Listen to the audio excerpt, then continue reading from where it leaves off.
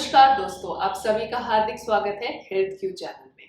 ये एक health awareness channel है जहां मेरा उद्देश्य है कि मैं आपको मोटिवेट कर सकूं आपके हेल्थ के प्रति। आज के इस वीडियो में बात करेंगे काइनेटिक सैंड के बारे में। ये क्या होता है, इसका क्या महत्व है या बेनिफिट है सेरेब्रल पाल्सी के रिहैबिलिटेशन या बच्चों के रिहैबिलिटेशन में, और इसको कैसे यूज किया जाए। तो अगर आप इन सारी चीजों के बारे में जानना चाहते हैं तो जरूर से इस वीडियो में बने रहिए मेरे साथ अंत तक के। चलिए शुरू करते हैं। दोस्तों, जब बच्चा सेरिब्रल पाल्सी पीड़ित हो या फिर बच्चों को न्यूरो डेवलपमेंटल डिसऑर्डर है तो हैंड फंक्शंस के रिलेटेड प्रॉब्लम होना बहुत आम होता है। और पेरेंट्स अक्सर चिंतित होते हैं कि बच्चों की हैंड एक्टिविटी को इम्प्रूव करने के लिए क्या करें।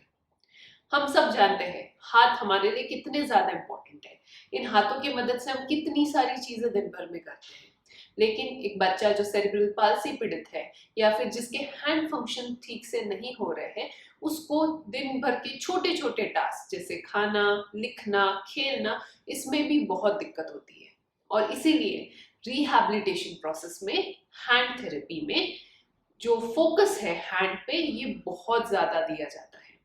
हैंड थेरेपी इतना ज्यादा महत्वपूर्ण या फोकस्ड या ऐसा एरिया ऑफ फोकस है कि ऑक्यूपेशनल थेरेपी और फिजियोथेरेपी रिहैबिलिटेशन में एक अलग स्पेशलिटी भी इसमें बनाई गई है। हैंड थेरेपी में बेसिकली जो एम होता है थेरेपिस्ट का, वो ये होता है कि बच्चे की या पेशेंट की जो हैंड फंक्शन है उसको कितने ज्यादा हम इम्प्रूव कर सके, या बच्चे या पेशेंट के हैंड फंक्शंस को कितने ज्यादा इंडिपेंडेंट बना सके। और इन्हीं सारी एक्टिविटीज में कई सारे टूल्स या चीजों का इस्तेमाल किया जाता है, और उनमें से ही एक टूल है या चीज है जिसको बहुत ही पॉपुलरली यूज किया जाता है, स्पेशली ऑक्यूपेशनल थेरेपी रिहैबिलिटेशन में या बच्चों के सेंसरी रिहैबिलिटेशन में, और वो है काइनेटिक सैंड। अब आप पूछोगे काइनेटिक सैंड एग्जैक्टली है क्या। अगर आपने ये देखा होगा कि बहुत सारे YouTube में सेटिस्फाइंग वीडियोस में कलरफुल सैंड होती है, उसको नाइफ से काटते हैं या उसको अलग अलग शेप दिए जाते हैं। जी हाँ, वही होती है kinetic sand. Actually kinetic sand कोई अलग तरीके की सैंड नहीं है, ये हमारी रेगुलर रेत जो होती है वही होती है, लेकिन इस रेत पे सिलिकॉन ऑयल का कोटिंग किया जाता है। अब आप सोच रहे होंगे सिलिकॉन कोई मटेरियल है, लेकिन सिलिकॉन कोई मटेरियल नहीं होता, बल्कि सिलिकॉन उन ग्रुप ऑफ मटेरियल्स में आता है जिसमें सिलिकॉन और ऑक्सीजन के एलिमेंट्स पाए जाते हैं। और इसी सिलिकॉन ऑयल का कोटिंग जब एक रेत पे किया जाता है तो ये जो रेत के जो दो पार्टिकल्स है ये एक दूसरे को थोड़े से स्टिक हो जाते हैं या स्टिकी से रह जाते हैं। लेकिन यही रेत के पार्टिकल्स दूसरे सरफेस है उससे स्टिक या उससे चिपकते नहीं है, और इसीलिए ये जो रेत होती है ये अलग अलग प्रकार के शेप्स ले सकती है जो रेगुलर रेत नहीं ले पाएंगी। और इसीलिए अगर आप काइनेटिक सैंड को एक शेप जैसे बॉल, स्क्वायर, कोई भी शेप में मोल्ड करते हैं और उसको उस शेप में रखते हैं तो वो कुछ देर तक के उसी शेप में बनी रहेगी, लेकिन थोड़ी थोड़ी देर बाद वो फिर से फ्लैट होने लगेगी। अब आप सोच रहे होंगे कि इसका थेरेपी के साथ क्या लेना देना। बच्चे जिनके हाथों में मसल वीकनेस ज्यादा है, मतलब बच्चों के हाथों में ग्रिप स्ट्रेंथ नहीं है या ग्रिप अच्छी नहीं है, जब वो क्ले के साथ खेलने की शुरुआत करते हैं जो थोड़ा सा ज्यादा हार्ड, थोड़ा ज्यादा स्टिकी होता है, तो वो उतना फोर्स उस क्ले पे नहीं लगा पाते, और इसीलिए उनको इफेक्टिव रिजल्ट्स क्ले में नहीं मिलते। और इसीलिए काइनेटिक सैंड को जब हम पहले इंट्रोड्यूस करते हैं बच्चे को थेरेपी के लिए, तो बच्चे को उसका सेंसेशन भी अच्छा लगता है क्योंकि वो हाथों पे नहीं चिपकती सैंड। दूसरा, वो जो सैंड होती है वो इजी टू हैंडल होती है क्योंकि वो कोई भी शेप ले लेती है बिना ज्यादा प्रेशर दिए हुए। और साथ ही साथ जो एक सेंसरी फीडबैक बच्चे को मिलता है वो पार्टिकल्स का, वो भी बहुत अच्छा होता है, और रेजिस्टेंस कम फील होने की वजह से बच्चा उसे ज्यादा एंजॉय करता है और ज्यादा आसानी से उसके साथ खेल सकता है और अलग अलग एक्टिविटीज को ट्राई कर सकता है। और इसीलिए अगर बच्चे को हैंड में स्टिफनेस है या हैंड एक्टिविटी की प्रॉब्लम है, या बच्चे को कोई भी तरीके की सेंसरी इशू है, यानी उसको कोई भी चीज को बार बार पकड़ने की इच्छा होती है, तेज दबाने की इच्छा होती है, ऐसे सारे सेंसरी इश्यूज होते हैं, तब काइनेटिक सैंड को इंट्रोड्यूस करना एक बहुत अच्छा आइडिया माना जा सकता है। अब आप पूछेंगे कि इसके फायदे क्या है, क्यों काइनेटिक सैंड या कोई भी तरीके के इस तरीके के सैंड एक्टिविटीज या प्ले एक्टिविटी बच्चे को देनी चाहिए। तो इसके महत्वपूर्ण 4 बेनिफिट्स हैं। पहला, सैंड की मदद से बच्चे को एक नए तरीके के सेंसरी इनपुट मिलते हैं। हमारे बॉडी में जितना इम्पोर्टेंट हमारा मोटर आउटपुट या मूवमेंट है, उतना ही इम्पोर्टेंट है हमारे लिए सेंसरी इनपुट, यानी हम कौन से सेंसेशंस को अपने बॉडी की तरफ एक्सपोज कर रहे हैं जो हमारा ब्रेन प्रोसेस कर पा रहा है।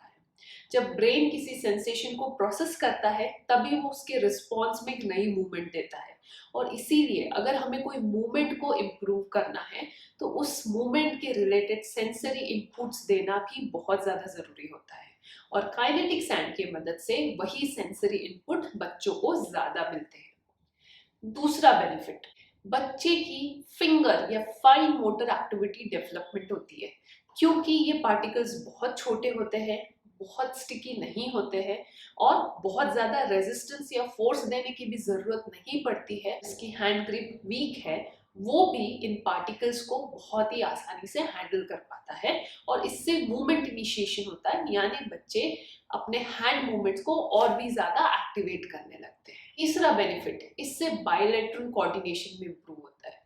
जब भी सैंड बिखरती है या बच्चे को सैंड को जोड़ के कोई शेप बनाना है तो बच्चा और भी ज्यादा इनकरेज होता है कि वो दोनों हाथों का इस्तेमाल करे, क्योंकि काइनेटिक सैंड एक हाथ से यूज करना या इस्तेमाल करना थोड़ा सा मुश्किल होता है, और तभी बायलैटरल हैंड एक्टिविटी यानी दोनों हाथों की एक्टिविटी साथ में करने की जो ट्रेनिंग है वो हम काइनेटिक सैंड की मदद से दे सकते हैं। और आखिरी फायदा, चूंकि काइनेटिक सैंड बहुत अलग अलग तरीके के कलर्स में अवेलेबल होते हैं तो बच्चों को भी एक बहुत ही अच्छा विजुअल और सेंसरी फीडबैक मिलता है। बच्चा उस सैंड के कलर जो भी उसे पसंद है उसके तरफ आकर्षित होता है, उसको छूता है तो उसको एक विजुअल सेंसरी कोऑर्डिनेशन डेवलप होता है जिससे उसका इंटरेस्ट बना रहता है, और बच्चा उसी सारी चीज़ों को यूज करके अलग अलग तरीके की एक्टिविटीज को एक्सप्लोर कर सकता है। और इसीलिए काइनेटिक सैंड एक ऐसी एक्टिविटी है जो अर्ली हैंड रिहैबिलिटेशन में इंट्रोड्यूस करना बहुत अच्छा आइडिया है। लेकिन हाँ, ये ज़रूर है कि कई बार काइनेटिक सैंड नहीं देना चाहिए बच्चों को। ये कब है? पहले तो अगर बच्चा 3 साल से कम उम्र का है तो, क्योंकि बच्चे को आदत होती है हर एक चीज को पकड़ के मुंह में डालने की, तो काइनेटिक सैंड चोकिंग प्रॉब्लम कर सकता है। तो इसीलिए काइनेटिक सैंड को 3 साल से कम उम्र के बच्चे में एक्सपोज करना नहीं चाहिए। इसके अलावा अगर बच्चे का IQ यानी इंटेलिजेंट कोशेंट अगर कम है तब भी काइनेटिक सैंड को हमें बहुत ध्यान से यूज करना पड़ सकता है, क्योंकि बच्चा क्यूरियोसिटी में उसको गल्प कर सकता है।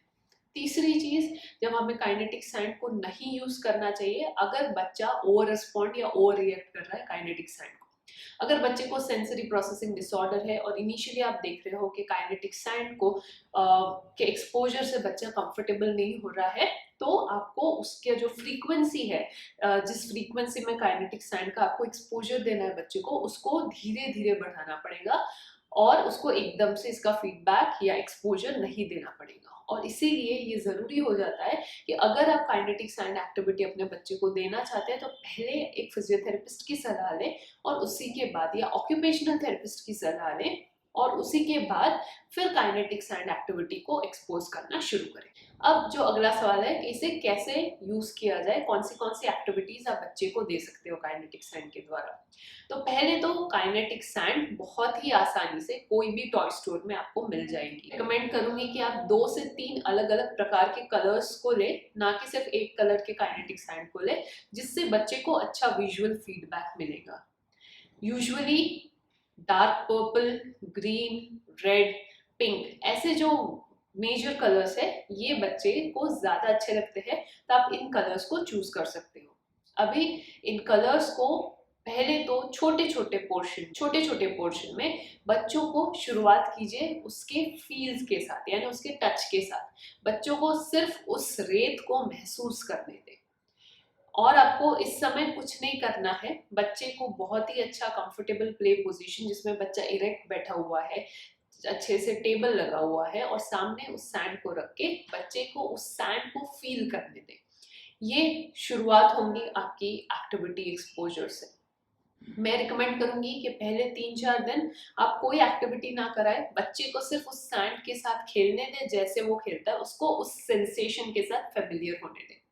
जब बच्चा उस सेंसेशन के साथ फेमिलियर हो जाता है 2-3 दिनों में, कई बार बच्चा नहीं होता है, ज़्यादा समय लगता है तो कोई बात नहीं, ज़्यादा समय दे दीजिए। उसके बाद बच्चे को एनकरेज करें कि वो हाथों से उस सैंड को उठा के कोई भी उसका जो पसंदीदा शेप है, जैसे बकेट है या बॉल का शेप वाला मोल्ड है, ऐसे कोई भी मोल्ड में उसको डालने की कोशिश करें और फिर उसको अनमोल्ड करने की कोशिश करें। इससे बच्चे की हैंड कोऑर्डिनेशन बहुत ज़्यादा इम्प्रूव होंगी। ये है एक्टिविटी नंबर 2। इस एक्टिविटी को भी आप प्रैक्टिस करने दें बच्चे को 2 से 3 हफ्तों के लिए, और उसके बाद फिर आप थोड़े से और कॉम्प्लेक्स टास्क जैसे सैंड को कट करना या फिर सैंड को चम्मच से उठा के फिर हाथ में लेके फिर बॉल या कोई शेप में डालना, इस तरीके की कॉम्प्लेक्स एक्टिविटीज को इनकॉर्पोरेट करा सकते हो। बहुत सारी एक्टिविटीज है जो बच्चा कई बार खुद भी एनकरेज होके खुद डेवलप करेगा, जो उसे खुद पसंद आएगा। प्लीज बच्चे को इसमें ना रोके, उसको एक्सप्लोर करने दें, क्योंकि बच्चा जितना खुद से एक्सप्लोर करेगा वैसे ही उसके हैंड एक्टिविटीज भी ज्यादा एनकरेज होंगे मूव होने के लिए। और अगर आपको और भी ज़्यादा समझना है कि इसके साथ कैसे और यूज़ कर सकते हैं, तो एक ऑक्यूपेशनल थेरेपिस्ट या फिजियोथेरेपिस्ट की सलाह ज़रूर लें। वो चेक करके आपके बच्चों के हैंड इम्पेयरमेंट को समझ के उसके अकॉर्डिंग आपको हैंड एक्टिविटीज काइनेटिक्स हैंड की मदद से कैसे करना है ये समझा पाएंगे। और इसीलिए फिजियोथेरेपिस्ट का गाइडेंस, ऑक्यूपेशनल थेरेपिस्ट का गाइडेंस बहुत ज़रूरी है। आशा करती हूँ आज का ये वीडियो आपको हेल्पफुल लगा। अगर हाँ तो ज़रूर से इस वीडियो को लाइक कीजिएगा, शेयर कीजिएगा और सब्सक्राइब कीजिएगा हेल्थ क्यू चैनल को। मिलती हूँ मैं आपको अगले वीडियो में। धन्यवाद।